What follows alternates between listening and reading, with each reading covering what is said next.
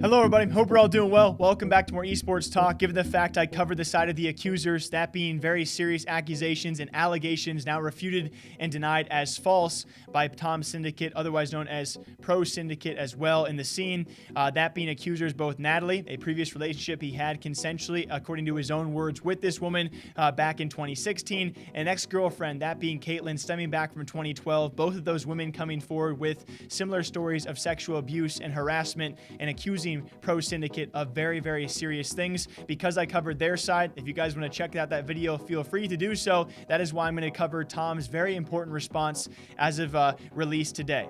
I hope you guys can all understand it's a very sensitive topic, a very difficult one for me to talk about when it comes time for trying not to offend anyone out there by sharing the simple information presented by both sides here, and in very serious accusations, which of course can have very serious repercussions. It's important to talk about both sides of every story. This morning as well, in the past 24 hours, we talked about Henry G's response to very serious accusations, clearing his name of those accusations. I've talked about Twitch accusations in the past as well. It's been a very difficult week to talk about these things, so I hope you guys can understand that. Here's ProSyndicate's response to two women who have come forward with very serious claims against him. As Tom did state, I was shocked and sickened by the false allegations made against me on Sunday by two women I once called friends. I promised I would respond, and now I want people to know the truth. Let me start by saying I stand by and fully support the women who are courageous enough to speak up because they have been raped or sexually abused. The hashtag #MeToo movement has empowered victims, and that is such an important, necessary, and valuable thing. But this is something completely different.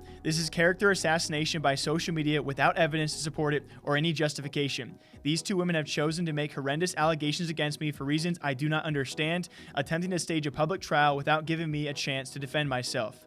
I do not want to get personal. I simply want to stick to the facts. I had consensual sex with Natalie Casanova in 2016. I did not pin her down. I did not use any force against her. I did not rape her. We discussed it and both agreed as a precaution that she would take the morning after pill, which is what happened. This was a decision we both made together. It was not one-sided or forced. I was in a relationship with Caitlyn Witcher in 2012 when we were both teenagers, and I loved her very much. We never had a full sexual relationship because she made it clear that it was not what she wanted, and I respected that. The allegations she made against me are completely false. I know she has been through some tough times in her life and always considered her to be a good person, but these claims she has made against me are entirely wrong. I have nothing but sympathy for victims of sexual and physical abuse. I share in their rage, and I want abusers called out and held accountable. But when you are falsely accused of being an abuser, you cannot just sit back and accept the incorrect allegations being made against you. You have to tell the truth and hope that people will listen, which is what I'm doing now. I understand that asserting my innocence will be difficult for some, and I apologize if this is a trigger for anybody who is a victim of abuse. I wish both Natalie and Caitlyn no ill will, but I also hope you understand that I cannot allow false and deeply damaging stories to circulate about me without responding. And now we have both sides of the story. I think Tom does actually make some very solid points, as we knew from the beginning that no proof was shown. The extent of that proof being a corroborated story by two separate women, which did not present a good look for a guy like ProSyndicate.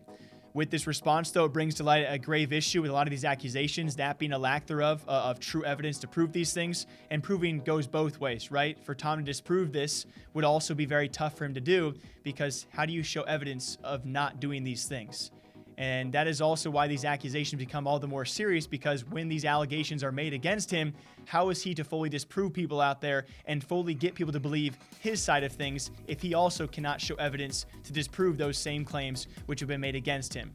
It's a very tough circumstance. It was something I would say is fairly fortunate for a guy like Henry G, who had old messages to disprove what was being stated against him in the current day, and that may not clearly be the same for a guy like Tom, who is now undergoing, again, very, very serious claims, which can be very harming both ways for everyone involved for their entire careers. So I leave it up to you guys to what side you believe. We have two women who have made their statements, and Tom, who has made his response.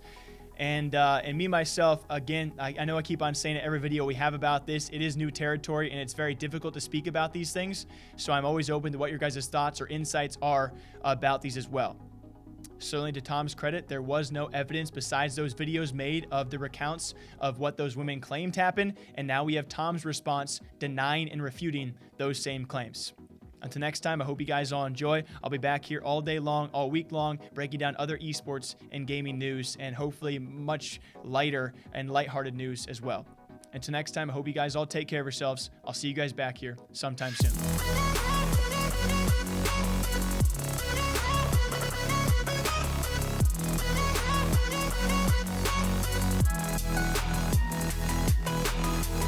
Bye.